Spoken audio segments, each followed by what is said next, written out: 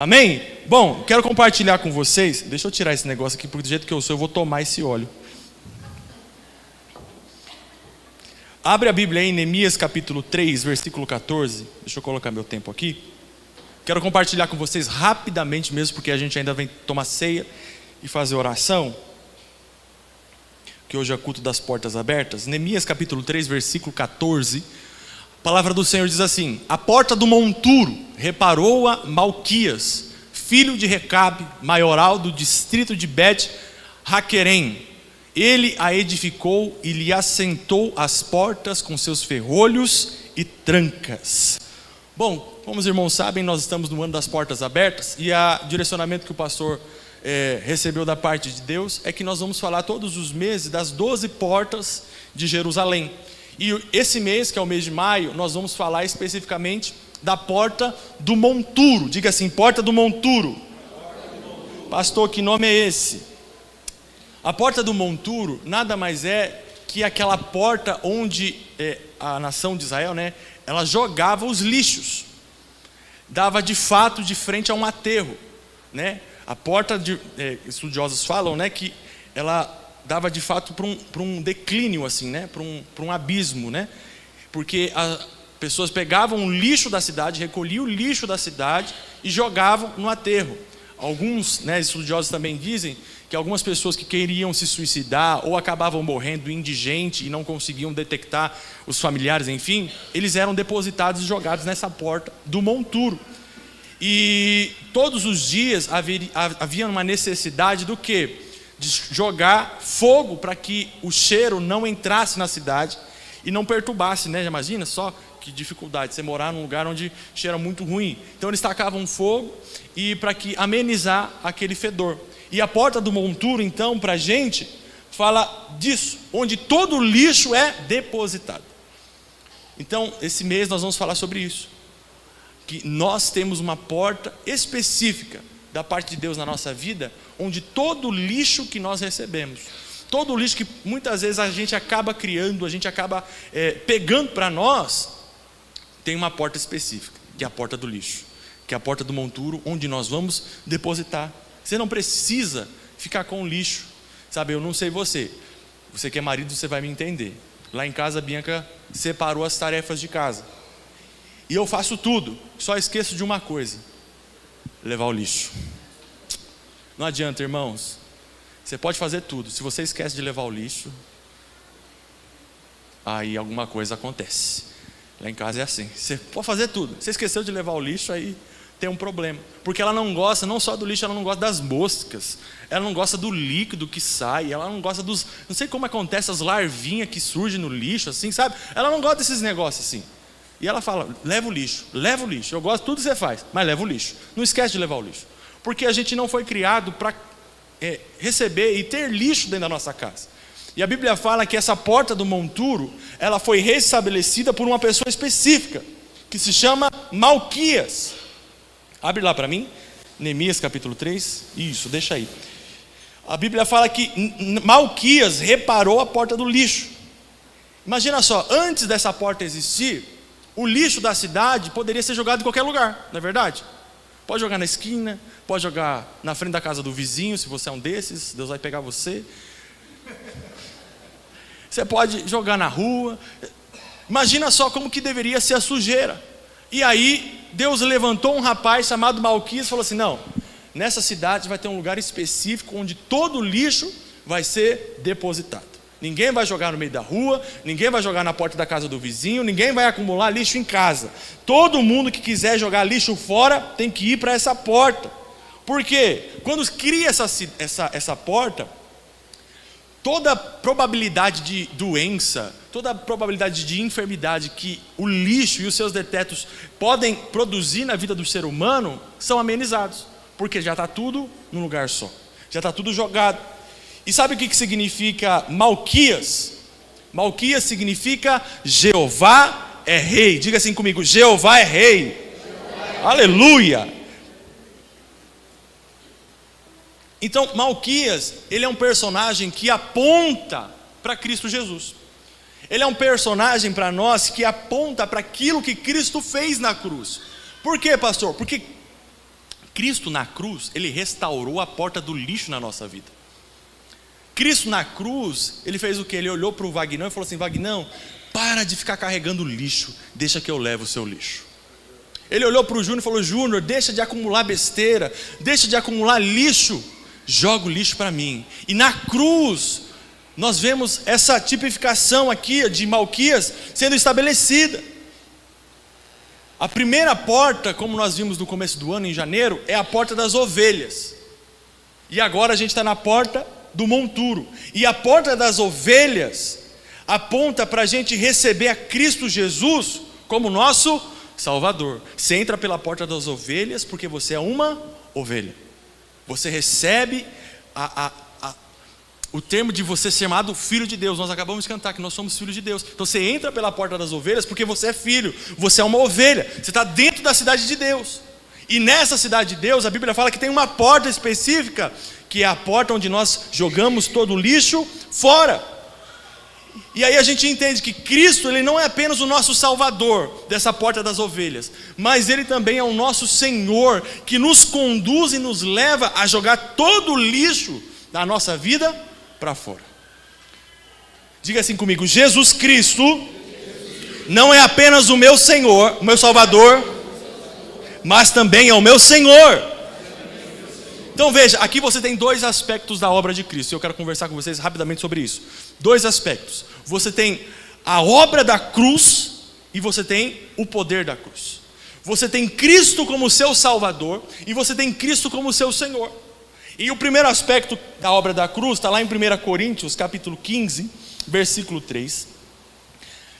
Fala o seguinte: pois o que primeiramente transmitiu a vocês foi o que também recebi, que Cristo morreu pelos nossos pecados, segundo as Escrituras. Diga assim comigo: Cristo morreu pelos nossos pecados.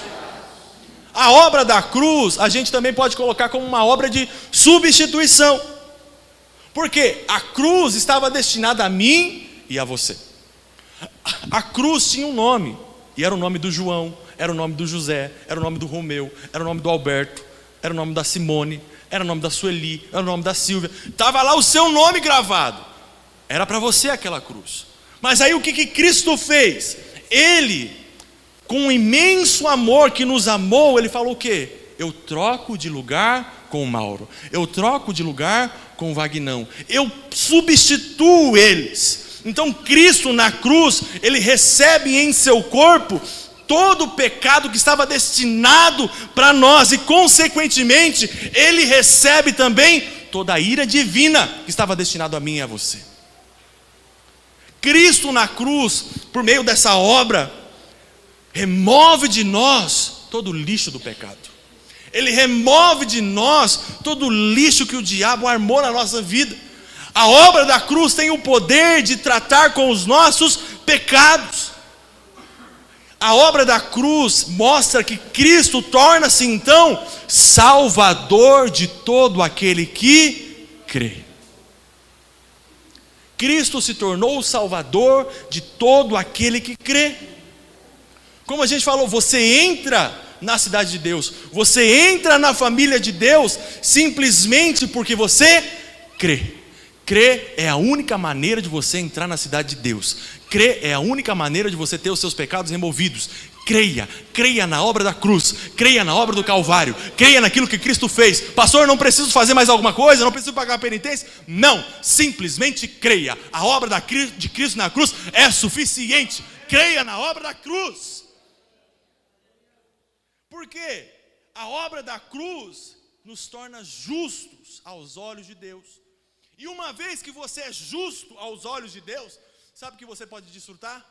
Paz. Paz. Jesus fala: olha, deixo-vos a minha paz, não a deixo como o mundo as dou. Ou seja, o mundo tem um conceito de paz, que é transitório, passageiro. Só que Cristo está falando: eu estou deixando para vocês a minha paz. Que paz é essa? É muito mais do que uma emoção, é muito mais do que um sentimento. É uma tranquilidade de você saber: eu posso dormir em paz, porque Deus não está irado comigo. eu posso dormir tranquilo, eu posso viver em paz, eu posso viver de maneira tranquila, porque Deus não está lá em cima com uma lupa mirando para mim, falando, vai queimar, vai queimar, vai queimar. Deus não está com um raio diante de mim, você pecou, né? Agora você vai ver, pra você aprender a nunca mais errar. Não, você pode descansar. Por quê? Porque a obra da cruz foi completa, a obra da cruz é perfeita, você é perdoado. Olha o que diz Romanos capítulo 5, versículo 1. Tendo sido, pois, justificados por quê, irmãos? Você foi justificado por quê?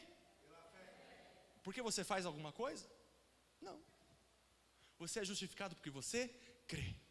Você é justificado porque você crê. Não depende da sua força, não depende das suas obras, não depende da sua capacidade. E entenda isso, a paz que você desfruta em Deus não depende do seu esforço, depende da sua fé na obra de Cristo.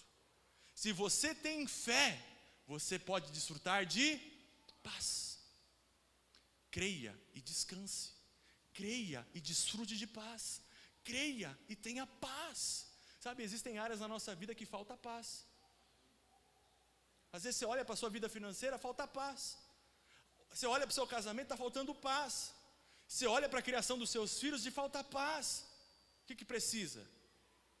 Crer que também essa área foi afetada pela obra de Cristo. Crer que também Cristo morreu para te salvar dessa área que você tantos precisa. Creia, e aí crendo, você desfruta de paz. Porque Cristo morreu, você pode desfrutar de paz. Mas como eu já disse para vocês, eu acabo sendo repetitivo, mas eu acredito que isso é de maneira didática, para nós acreditarmos de fato naquilo que Cristo fez na cruz. Muitas vezes a gente vive debaixo do quê? De condenação. Muitas vezes a gente não quer nem vir para o culto, a gente não quer frequentar uma célula, a gente não consegue nem ouvir um louvor. Sabe aquele dia que você acorda mal-humorado? Você nem sabe o porquê, nem sabe o motivo. Você olha para a mulher e fala assim, não fala comigo hoje que hoje eu não estou bom. Não. A cara já te denuncia. Seu rosto já te denuncia. Sua fala já denuncia que você não está bem, você não acordou bem. Você precisava dormir mais uns 3 dias para acordar bem. Por quê? Vive debaixo de condenação, acusação.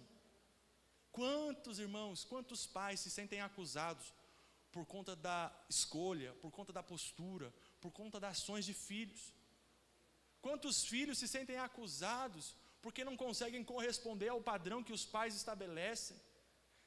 Quantos crentes não vivem de paz diante de Deus porque não conseguem ser santos o suficiente, não conseguem ser fiéis o suficiente, não consegue alcançar o padrão que a religião estabeleceu, e aí por não alcançar esse padrão, o que acontece? Se afasta, faz como Eva, ouvimos a tua voz, tive medo e escondemos. Não consegue desfrutar de paz. Por quê? Porque não compreenderam, irmãos, ainda o que Cristo fez na cruz.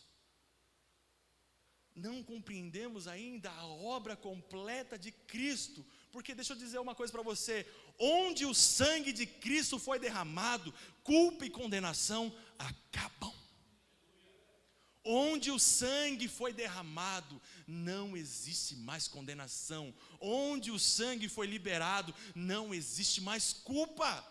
Você precisa entender, nós estamos cobertos, revestidos, debaixo, sobre a sua vida, sobre a sua casa, sobre a sua família, sobre todas as áreas da sua vida, foi liberado o sangue de Cristo, e agora você pode desfrutar de paz. Creia nisso,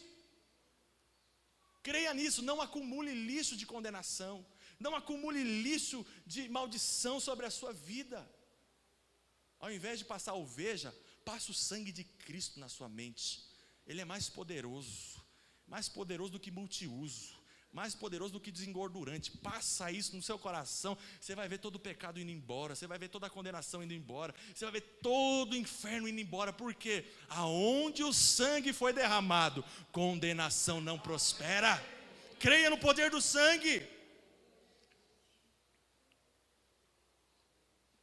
Sabe, a obra da cruz, como nós falamos, ela lida com o pecado. Só que o poder da cruz, ter Jesus como nosso Senhor, lida de fato com o pecador. São duas coisas distintas. A obra lida com o pecado, mas o poder lida com o pecador. A obra lida com o fruto da árvore, só que o poder trata na raiz. São os dois aspectos da cruz de Cristo. O sangue perdoa aquilo que você faz, só que oh meu Deus do céu, o poder da cruz vai lidar com aquilo que você é. Trata com você, trata na natureza. A porta das ovelhas dá a gente o acesso à vida eterna, ao reino de Deus. Só que a porta do monturo, a porta do lixo, vai tratar da gente com um processo de pureza, santificação, transformação, de Cristo ser moldado na nossa vida.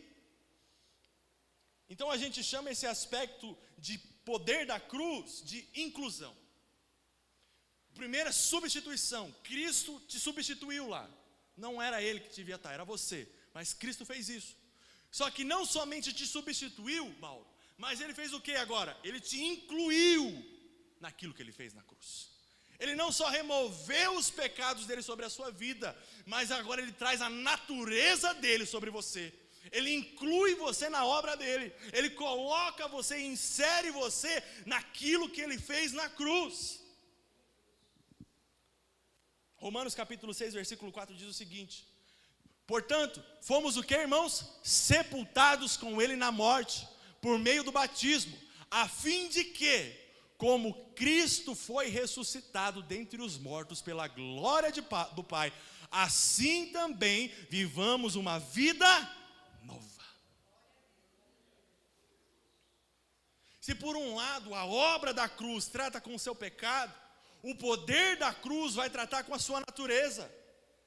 Sabe, todo ser humano, ele é herdeiro de Adão. E quando a gente fala de ser herdeiro de Adão, significa que ele é pecador. Tem um dia que ele estreia. Tem um dia que ele fala assim, começou, Adão nasceu na vida dele, estreou. Só que todo ser humano nasce pecador. Todo ser humano. Todo ser humano nasce pecador, entenda isso. Todos pecaram, a Bíblia fala. Estão afastados da presença de Deus. Pastor, mas eu não estava no Éden. Por que eu me tornei pecador? Por conta da hereditariedade. Vocês não estavam lá. Mas Adão representa uma raça. Adão é um pai de um povo. Adão representa toda a humanidade. Então Adão pecou, a consequência veio para toda a humanidade. Pastor, isso não é justo. Pois é, a gente vai chegar a uma conclusão rapidamente sobre o que é ser justo. Pastor, então como é que eu faço para eu me livrar dessa maldição da natureza do pecado em mim? Já que é algo hereditário, já que estou vivendo, estou pecado. A solução é qual, irmãos?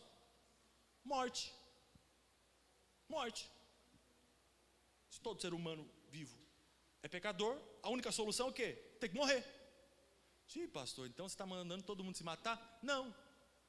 Por que não? Porque alguém já morreu no seu lugar. Alguém já fez isso. Cristo já morreu por você. Cristo já fez essa obra por você. Pastor, sério, você não precisa morrer. Você não precisa se matar. Cristo já fez isso por você. Na cruz ele morreu em seu lugar. Na cruz ele se fez maldição em nosso lugar. A gente precisa então, irmãos, o quê? Reconhecer que Deus nos inseriu na morte de Cristo. Olha só a afirmação de Paulo: nós fomos sepultados com ele na morte, por meio do batismo.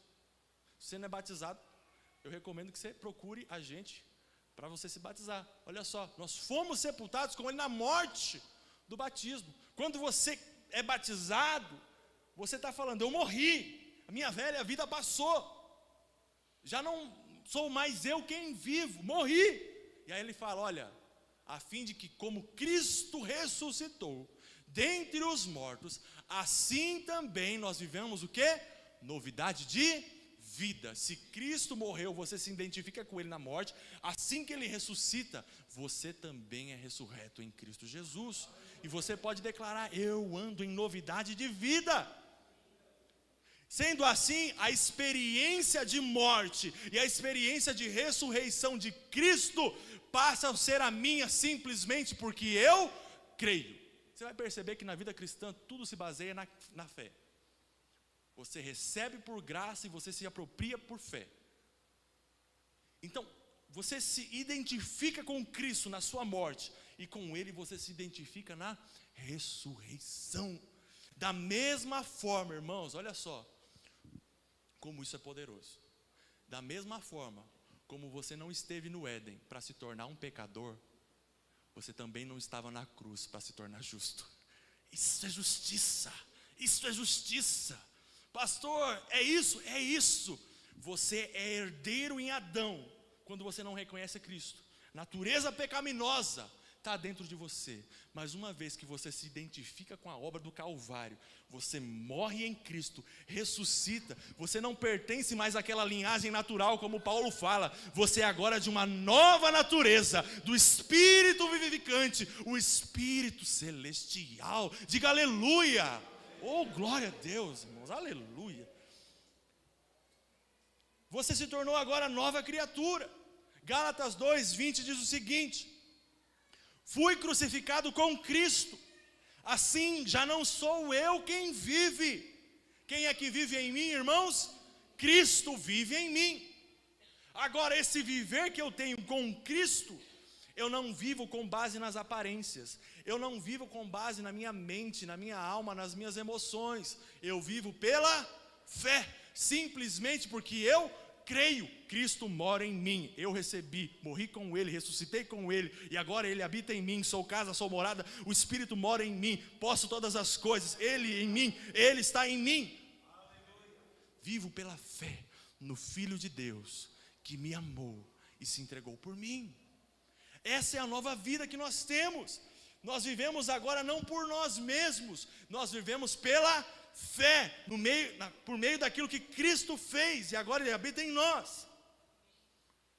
Agora que Cristo mora na gente, inicia então um processo de transformação, processo de restauração, o processo de santificação. As necessidades que nós temos são imensas, por isso que Deus estabelece essa porta do monturo, porque agora Cristo está dentro de você. Ele vai olhar para você e falar assim: Mauro, isso aqui precisa remover. Olha, irmã Maria, isso aqui precisa deixar de canto que nós vai jogar fora. Olha, esses hábitos que você tem aqui não servem mais para viver no reino.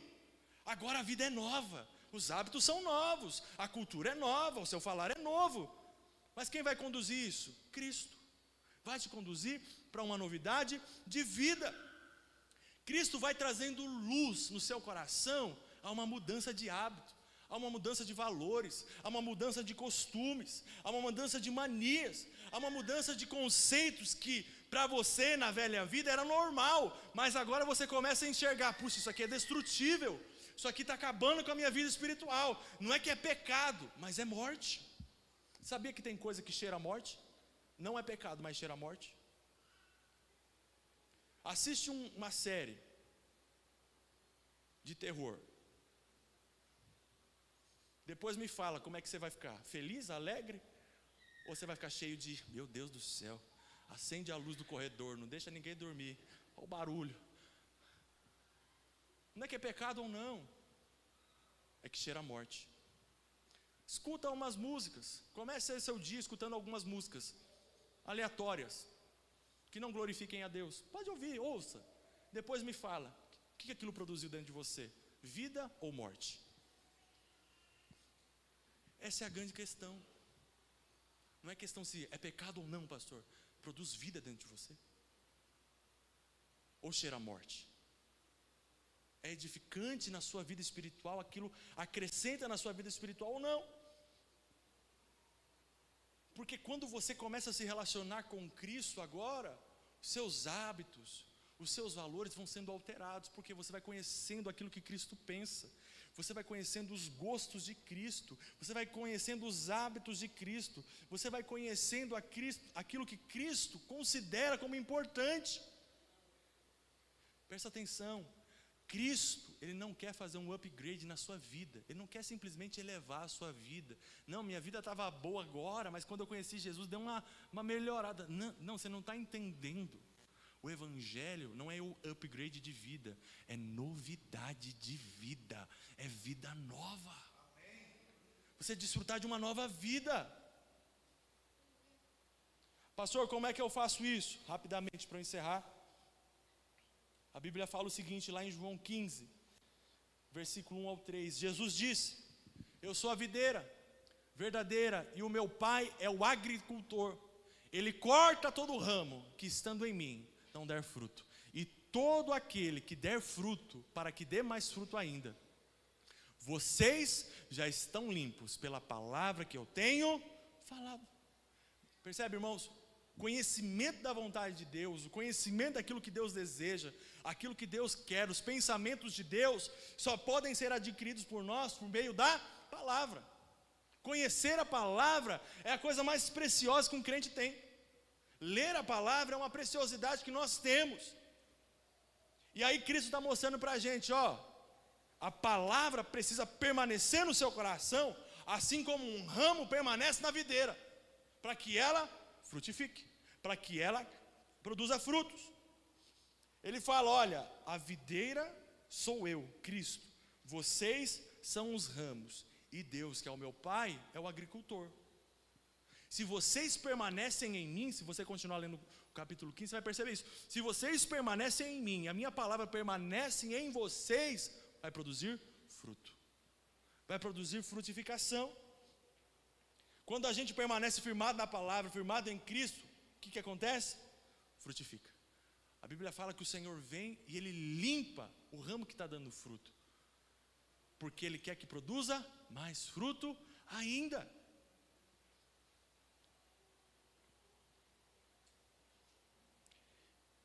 Quero voltar lá em João capítulo 3 para a gente seguir para os finalmente.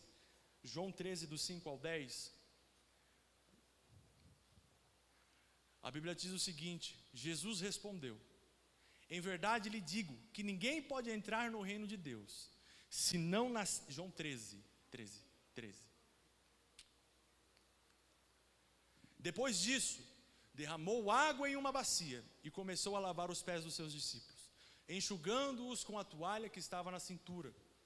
Então chegou até Simão Pedro, que lhe disse: Senhor, vais lavar os meus pés?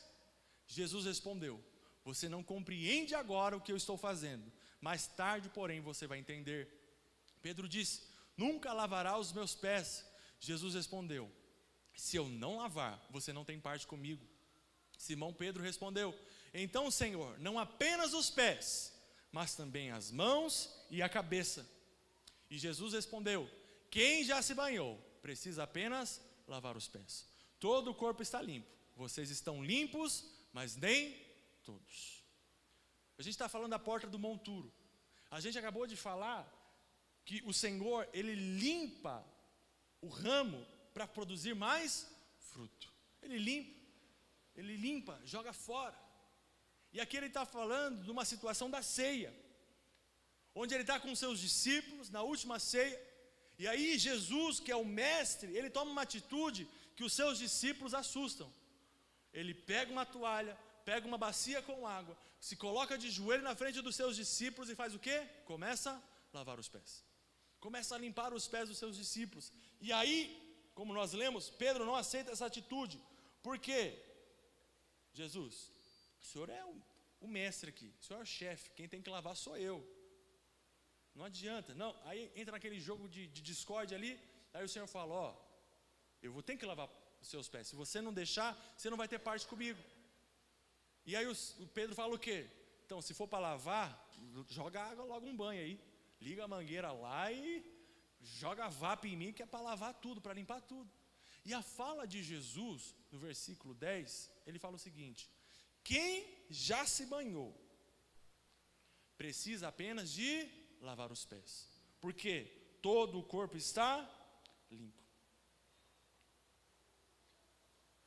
Esse banho que Cristo está falando aqui diz respeito à salvação. Os discípulos estavam com Ele, criam em Cristo. Nós cremos em Cristo. Nós já tomamos o banho no batismo. Lembra que nós falamos aqui da morte e ressurreição? Nós já tomamos esse banho. Nós já estamos limpos. Só que Cristo vem aqui e fala assim, ó, se você não lavar seu pé, se não deixar eu lavar o seu pé, você não tem como ter parte comigo. Não é só uma questão literal, mas existe um significado espiritual aí.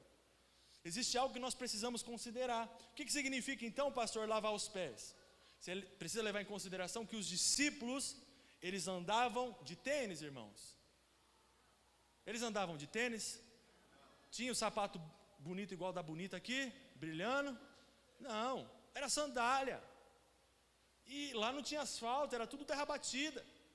Então, você já andou em asfalto, já andou em alguma coisa assim, terra batida? O que vai acontecer com o seu pé? Sujeira.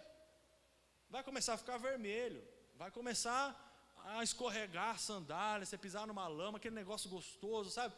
Cheiroso, e você não sabe se é lama, você não sabe se é esterco de cavalo, você não sabe.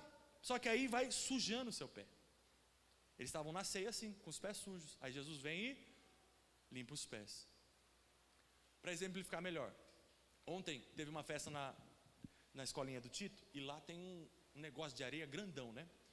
E aí eu estava lá com a Bianca, eu estava com um tênis preto e tal, e aí ele correndo lá na areia e tal, e a gente olhando lá perto da areia e tal, e ele correndo e para lá e para cá, para lá e para cá, terminou, fui para casa. Na hora que eu fui tirar o sapato, o tênis, para colocar um negócio para guardar lá, o tênis estava todo brilhando, sujo de areia.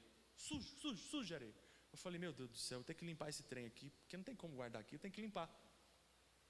Você já brincou disso? Já teve essa experiência de pisar num tanque de areia e seu pé fica todo sujo? Às vezes a areia entra até dentro do seu tênis, né? Não sei como acontece, ela entra até dentro do seu tênis. Pastor, o que o senhor está querendo exemplificar? Sabe, irmãos, eu e você, nós pertencemos ao reino de Deus. Nós já tomamos banho. Só que nós lidamos com pessoas nesse mundo que infelizmente não conhecem o Senhor Jesus. Nós conversamos com pessoas que infelizmente falam palavrões, contam piadas torpes, falam toda espécie de imundícia para nós. Você acorda de manhã, ora e fala assim, vou ter um dia abençoado. Chega no metrô, está lotado. Chega no serviço, todo mundo de cara feia, palavrão para lá, palavrão para cá. Vai atender um cliente, xingando meio mundo. E você fala, Deus, eu até tento, mas que negócio, vai impregnando. Chega no fim do dia, você vai se sentir o quê? Acusado. Puxa vida, aquela palavra veio para mim, aquela mentira me pegou sobre mim. O que você precisa fazer? Pegar a palavra, que é a água, e lavar os seus pés. Fazer igual Jesus. Senhor, eu venho na palavra, eu lavo os meus pés. Eu venho na palavra e eu me limpo de toda a sujeira. Eu venho na palavra para ser banhado pelo Senhor nos meus pés. Eu removo toda a sujeira. Eu removo toda a palavra que por muitas vezes acabou pegando no meu coração. E eu estou aqui, Senhor, expondo o meu coração. E eu falo, me limpa. Joga fora essa sujeira. Joga fora do meu coração. Eu não sou esse tipo de pessoa que acumula lixo para mim. O Senhor abriu uma porta, a porta do monturo, e eu estou colocando sobre o Senhor. Eu sei que a obra da cruz é perfeita. Eu sei que o poder da cruz está sobre mim. Então me transforma, me lava, me limpa, me purifica pela lavagem da tua palavra. Sabe, irmãos, nós vamos tomar ceia. O pastor Joaber vai pegar a palavra agora. Mas eu gostaria de orar por você. Eu gostaria de declarar sobre a sua vida que as portas do Senhor estão abertas. Você não precisa acumular lixo. Você não precisa acumular acusação. Você não precisa acumular condenação. Você não precisa acumular absolutamente nenhum lixo que o diabo queira jogar na sua porta. A palavra te dá autoridade para ser limpo.